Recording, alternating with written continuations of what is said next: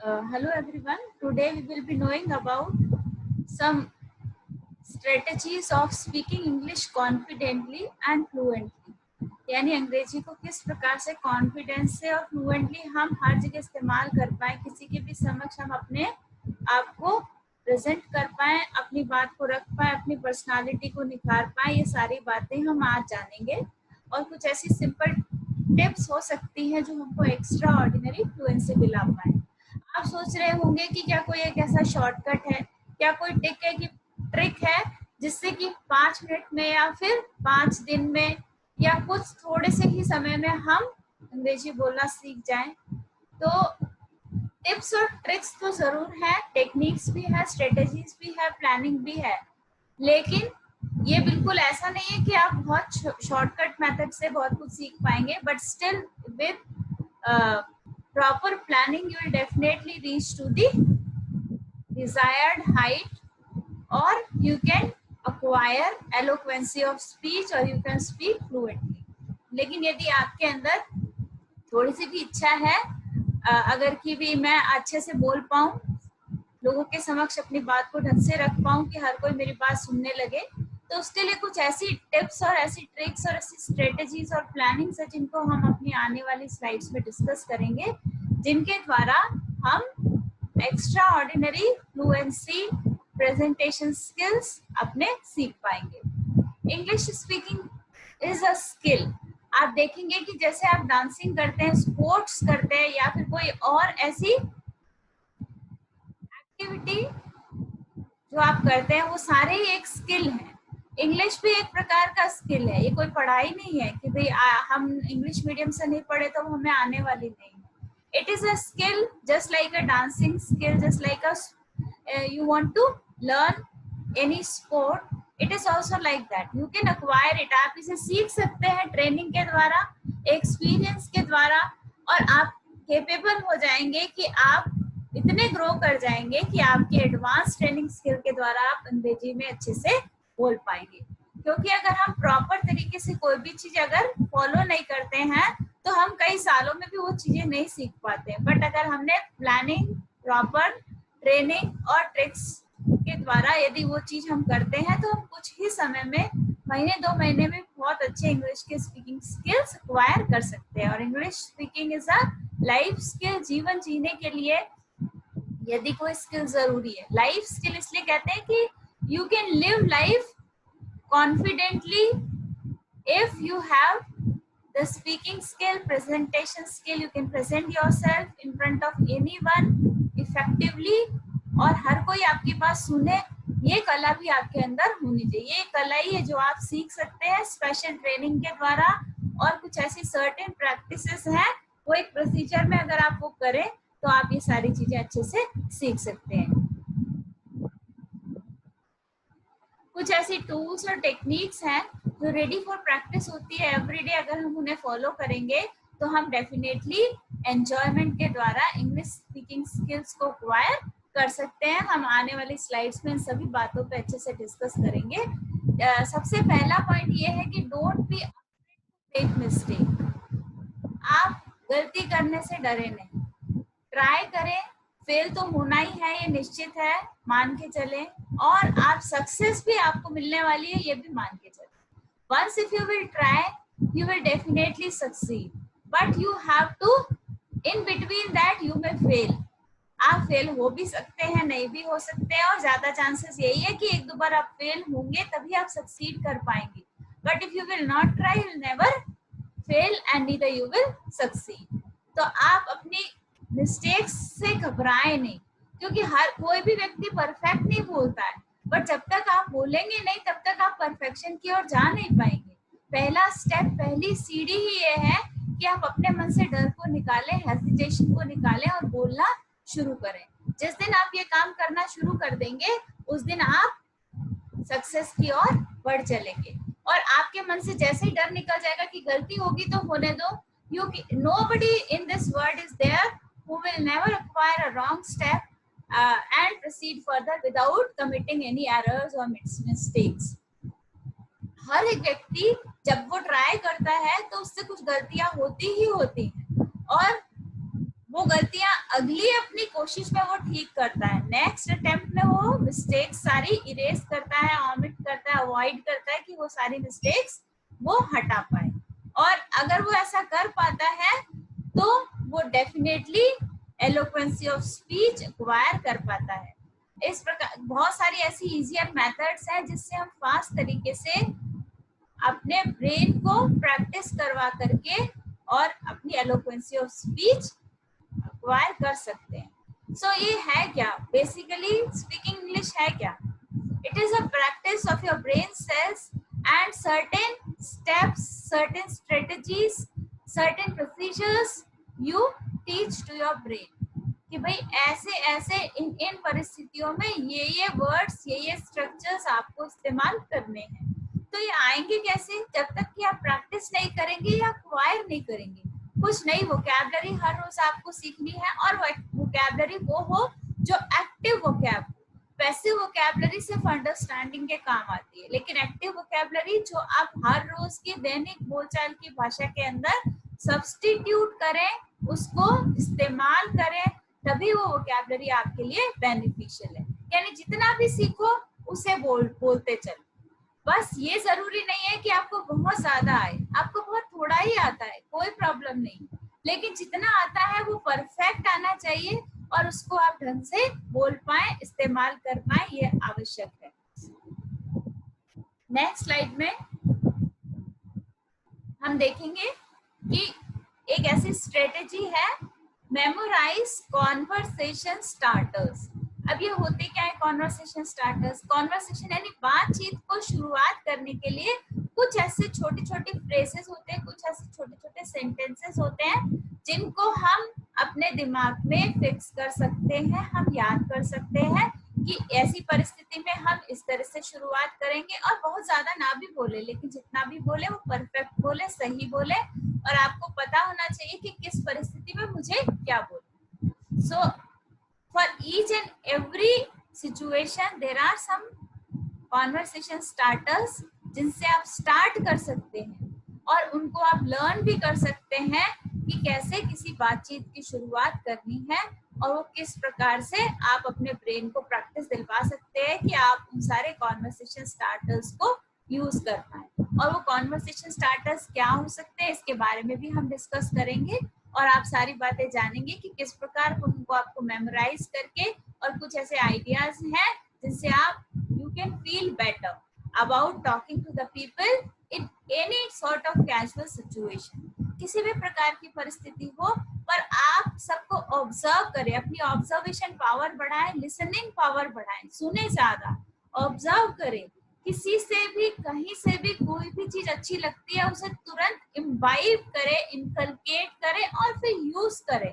सबसे इम्पोर्टेंट है, बहुत कुछ जान लिया हमने लेकिन हम यूज ही नहीं करते, हम एक भी सेंटेंस बोलते ही नहीं है, तो फिर वो परिस्थिति हमारे लिए, हम चाहे कितना भी जाने, वो हमारे लिए यूजफुल नहीं हो सकता, क्योंकि आपकी ब्रेन में बहुत सारी नॉलेज है that is accumulated in your brain, but still if you do not use that knowledge, if you cannot speak properly in front of public, then that knowledge is of no use for anyone. वो knowledge सिर्फ आप ही के लिए है, आप उसे बोल करके किसी को बता नहीं सकते प्रभावशाली तरीके से कि लोग आपको सुन पाए, तो आपकी नॉलेज आपके लिए है, बाकी सबके लिए वो बेकार है। तो अगर आप चाहते हैं कि आप ही को सारे लोग सुने, आप के अंदर इतनी इफेक्टिवनेस हो कि एवरीवन शुड लिसन टू, आप पहली बार जो भी बोले वो परफेक्ट हो, और पहली बार में ही इतना अच्छा इंप्रेशन बनाए कि हर कोई आपको हर बार सुनना पसंद करे। ऐसा नहीं जैसा कि आप क्या करते हैं, जब आप YouTube की वीडियो खोलते हैं एक बार आप जरूर उसकी थंबनेल से या उसके फर्स्ट लुक से इम्प्रेस होकर के ओपन कर लेंगे, लेकिन अगली वीडियो आप देखें ये जरूरी नहीं।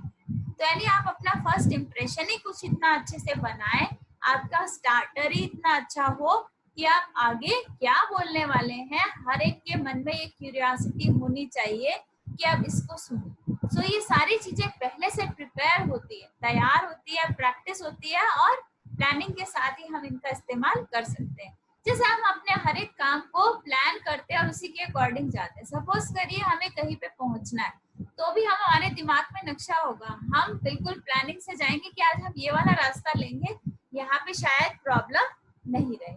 और इस वजह से आप क्या करेंगे, तो आपकी लाइफ में ऐसी बहुत सारी अपॉर्चुनिटीज आएंगी जब आप लोगों के समक्ष अपनी बात को इफेक्टिव तरीके से रख सकते हैं। वो हो सकता है आपकी बिगिनिंग की लाइफ में ही आए, but once if you have practice you can avail that opportunity. और आप उसके द्वारा पहली ही बार में ऐसा मत सोचे कि पहली बार ही है अभी तो क्या करना। First time if you will impress the people they will definitely listen to you next time. अगर पहली बार में गड़बड़ कर दी तो हो सकता है आपके लिए चांसेस थोड़ा मुश्किल हो जाए, आप अगली बार आपको और ज्यादा मेहनत करनी पड़े कि आपको कोई सुने।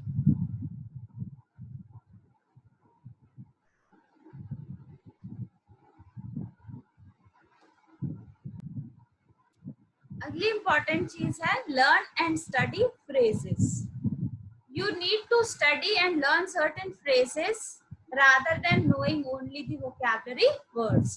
आपको बहुत सारे इंग्लिश के वर्ड्स आते होंगे, बहुत सारी आपकी वोकैबुलरी बहुत स्ट्रॉन्ग है, आपको मीनिंग्स भी बहुत अच्छे से आते हैं, लेकिन आप अगर कुछ थोड़े ही फ्रेजेस जानते हैं तो आप अपनी बात को किसी के समक्ष रख पाते हैं, वो भी एकदम परफेक्ट तरीके से, बिना किसी मिस्टेक या एरर होने की चांसेस वहां पे रहने वाले।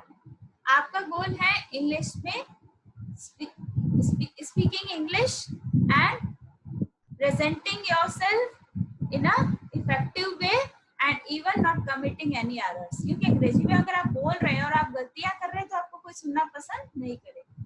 सो गलतियां पहले शुरुआत में कम हो, इसके लिए हम क्या कर सकते हैं, हम कुछ ऐसी फ्रेजेस के बारे में जान सकते हैं और हम सोच सकते हैं we can start thinking about certain phrases and frequently we can speak on and we can express and exhibit our ideas, our thoughts to these phrases. In phrases के द्वारा ही हम अपने ideas को present कर सकते हैं। और हम कैसे कर सकते हैं हम अगली स्लाइड में देखेंगे। पहले तो हम ये जान लें कि phrases होती क्या है। phrases कुछ नहीं है, these are the short form of sentences, group of words that stand together as a single grammatical unit and even convey to you an idea. आपको एक आइडिया दे और एक सिंगल ग्रामेटिकल यूनिट की तरह ये आपके समक्ष हो तो ये क्या कहलाएगा, फ्रेज। फ्रेजेस बहुत तरह की हो सकती है, noun phrase, adverbial phrase, adjectival phrase. You can see here I have given you 3 examples, आप देखेंगे। पर हमें प्रकार के बारे में जानने की जरूरत नहीं है कि how many types of phrases are available. So we may not know about the phrases but we will know that what sort of phrases we can use in certain situations and what can be their meanings and effects. पहली noun phrase है, 4 hostile newspapers are more dangerous than thousands of biomes. An army marches on its stomach. England is a nation of shopkeepers. How can we use and in which conditions we can use these phrases? I'll discuss it in the upcoming slide. I had made one column where you can see everyday English phrases and expressions and how can we use them, utilize them. आप पूरा sentence बनाना भी नहीं जानते हैं अगर शुरुआत में, तो भी आप कुछ phrases के द्वारा अपनी बात को लोगों के समक्ष रख सकते हैं। जैसे you were driving at a high speed, you are at risk, at one side, किसी एक की तरफ होना, at a fraction of, at the outset, at the end, at side, at the double, at one time, at a distance। यानी अगर आप इनको इस तरह से इस्तेमाल करेंगे तो this is the correct way of expressing your ideas. So by knowing the phrases, even you may not be knowing about the language errors, grammatical errors, but अगर आपको कुछ phrases आती है तो बिना किसी गलती के आप लोग अपनी बात को, अपने एक्सप्रेशंस को, अपने आइडियाज को एग्जिबिट कर सकते हैं, इलेबोरेट कर सकते हैं। You can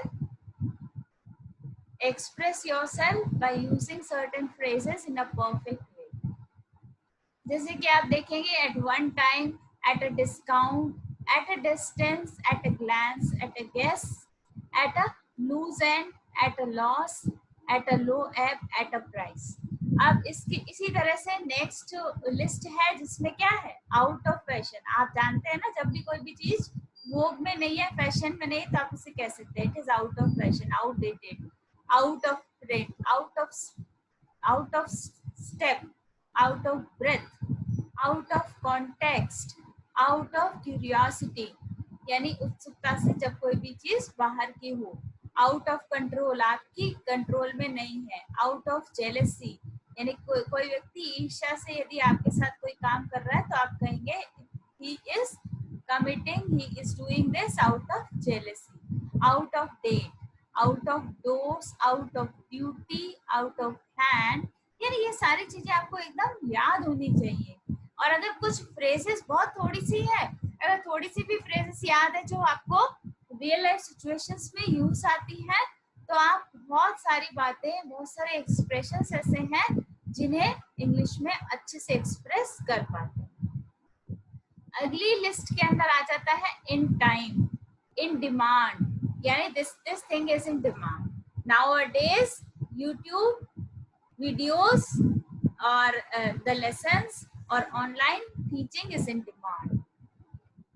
In a focus, in an uproar, in answer to, in anticipation of, in areas and in danger, depth, decline, defense, detail, disgrace, disguise, fact, fairness.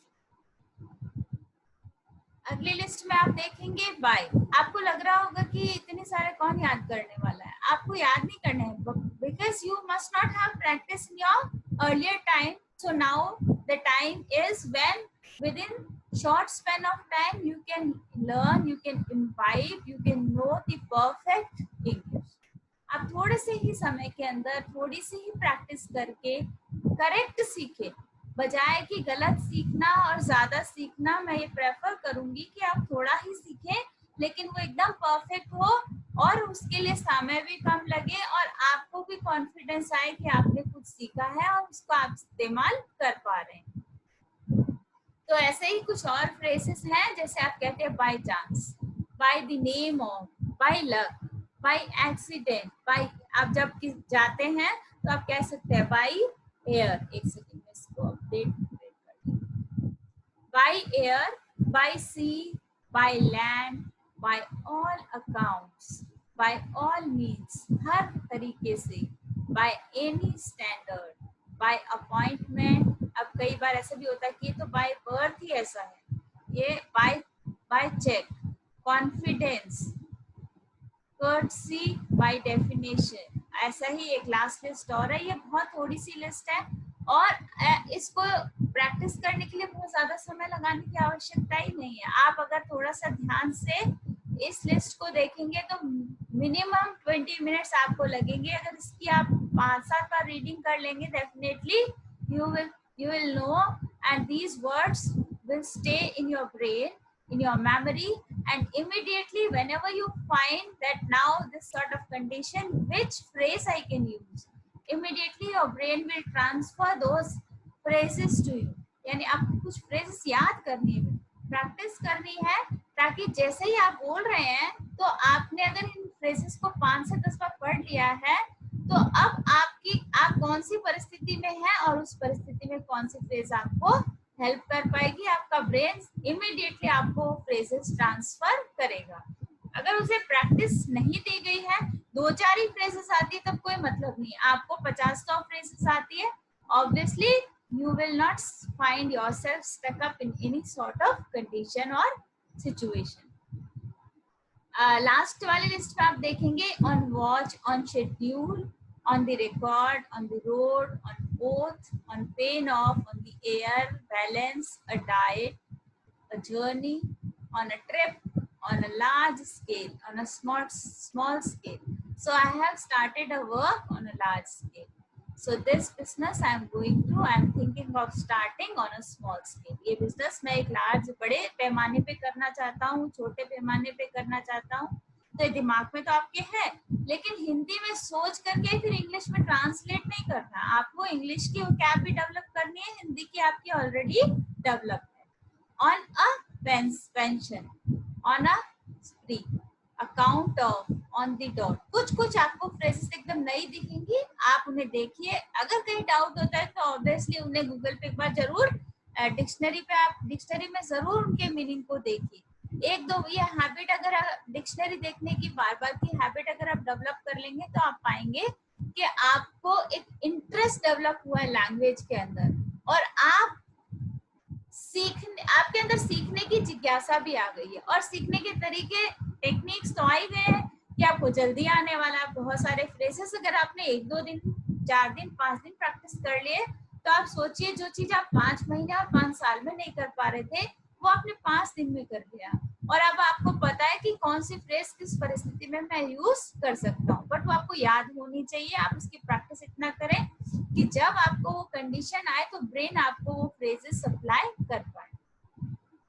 और एक अगला तरीका है talk yourself through processes. Process यानी एक पूरी प्रक्रिया का वर्णन करते हुए आप बातचीत करें. जैसे कि आज आप फार्म हाउस पे गए और आपने वहां पे क्या क्या किया, आप उस पूरे प्रोसेस को डिस्क्राइब करना सीखें, क्योंकि हर एक प्रोसेस को डिस्क्राइब करने के लिए अलग वोकैबुलरी, अलग स्ट्रक्चर्स की जरूरत होती है. So once if you will try talking through processes, you will find that it is a very interesting process, interesting activity through which you will learn. एक बहुत ही इंटरेस्टिंग एक्टिविटी, आप एंजॉय भी करेंगे, और हर प्रोसेस को जब आप बताना चाहेंगे तो आप पाएंगे कि इसको क्या कहते हैं, मुझे तो आता ही नहीं. तो हर प्रोसेस पे बात करने का तरीका सीखना जरूरी है. जैसे कि यहाँ पे आप देखेंगे कि अगर हम किसी खाना बनाने की प्रक्रिया या कुकिंग से रिलेटेड कोई बात कर रहे हैं, तो हम ये कुछ वर्ड्स का इस्तेमाल, कुछ फ्रेजेस का इस्तेमाल करेंगे. जैसे peel the garlic. You can see here in this picture also that peel the garlic, peel the onions, dice the garlic, उसे छोटे छोटे पीसेस में काट दीजिए, slice the onions. So these are certain words. If once you are aware of talking through processes, अगर आपने एक बार cooking के प्रोसेस पे बात कर ली है, तो अब आपको चाहे कुछ भी कुक करना है, now you are well aware what are the words, what are the structures and what process I am going to pursue to explain, to exhibit this sort of process. इस प्रकार की प्रक्रिया का वर्णन करने के लिए मेरे पास क्या डिक्शन होना चाहिए, क्या स्ट्रक्चर्स होने चाहिए, क्या सीक्वेंस होना चाहिए, कौन सा प्रोसीजर मुझको फॉलो करना होगा जिससे कि मैं ये सारी बातें अच्छे से कर पाऊँ. और ऐसे ही, ये मैंने अभी कुकिंग का एग्जांपल दिया, इसी प्रकार से सपोज करिए if you talk about an activity और a day spent in a farm, what did you do there in the beginning.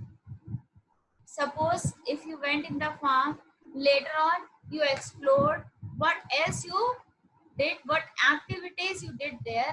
You can express each and every process, and after expressing that process, you'll find there are many words, many structures that you have imbibed, and the new vocabulary you have developed. आप पाएंगे कि जैसे आपने एक दिन पूरा अपने खेत में या फार्म पे स्पेंड किया, और उसका अगर आप प्रोसेस का वर्णन करना चाहेंगे तो आपको लगेगा कि ये कैसे कहते हैं, मुझे आता नहीं.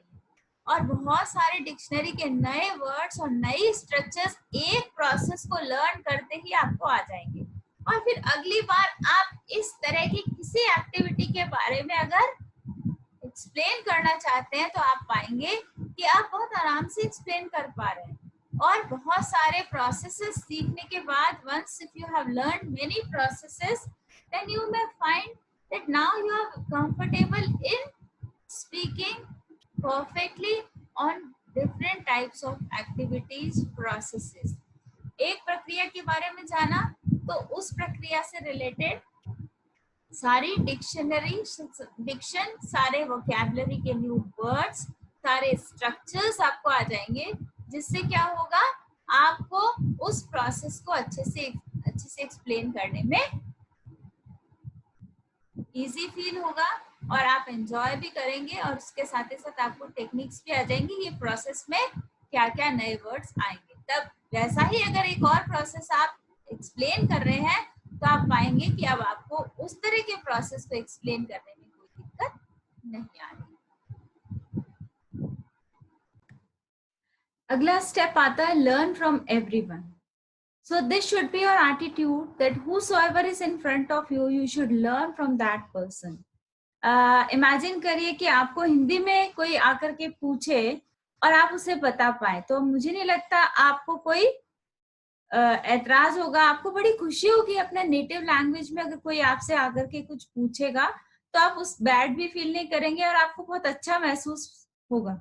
Same is the case with English language. If you don't know anything, please move ahead. Go and ask to anyone whosoever is in front of you. जिससे भी आप बात करना चाहते हैं, जिससे भी आप पूछना चाहते हैं, यदि आपको लगता है वो आपके समक्ष है, आपके सामने है, तो प्लीज बिना किसी हेजिटेशन के आप उससे जाकर के पूछिए, उसे बड़ी खुशी होगी। वो आपसे बिल्कुल गुस्सा नहीं करेगा और शायद वो आपको खुशी खुशी सारी बातें बताएगा। तो आपको learn from everyone, learn from Google, that is fine. आप वहां तो किसी से शर्म महसूस नहीं करेंगे, आप किसी भी वर्ड पे जाकर के सर्च कर सकते हैं, जान सकते हैं। और सबसे बेस्ट तरीका है कि just observe someone, imbibe it and implement it upon yourself. किसी को देखिए, तुरंत ही उसे सीखिए और अप्लाई करिए अपने आप पर। सो ये सबसे बेस्ट तरीका होगा, आई होप, इंग्लिश सीखने का। सो एक्सट्रोवर्ट बनिए और कोई भी आपके सामने है तो आप उससे सीखने का प्रयास करिए। अगली वीडियो के अंदर हम लोग और बहुत सारे ऐसे पॉइंट्स हैं जिनके बारे में जानेंगे, और इंग्लिश स्पीकर, आप फ्लुएंट स्पीकर कैसे बन सकते हैं, इन सभी पॉइंट्स पे हम और डिस्कस करेंगे। बहुत सारे ऐसे पॉइंट्स हैं जो मैं अगली वीडियो में डिस्कस करने वाली हूँ। Thank you.